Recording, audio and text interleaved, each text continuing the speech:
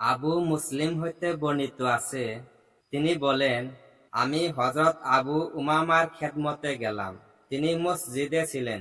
আমি আরজ করিলাম, হে আবু উমামা, এক ব্যক্তি আপনার পক্ষ হইতে আমার নিকট হাদিস বর্ণনা করেন যে আপনি নাকি হুজুর সাল্লাল্লাহু আলাইহি সাল্লাম হইতে শুনিয়াছেন, যে ব্যক্তি যথাযথভাবে উযু করিবে ও ফরজ নামাজ আদায় করিবে, আল্লাহ পাক তাহার চলার পথে সেই দিন যেসব গুনাহ হইয়াছে ও তাহার হস্তদ্বয় যেসব গুনাহ করিয়াছে ও তাহার কর্ণদ্বয় যাহা শ্রবণ করিয়াছে, চক্ষুদ্বয় যাহার প্রতি অন্যায়ভাবে দেখিয়াছে এবং অন্তরে যেসব পাপের কথা কল্পনা হইয়াছে, সেই সব পাপ মাফ করিয়া দিবেন।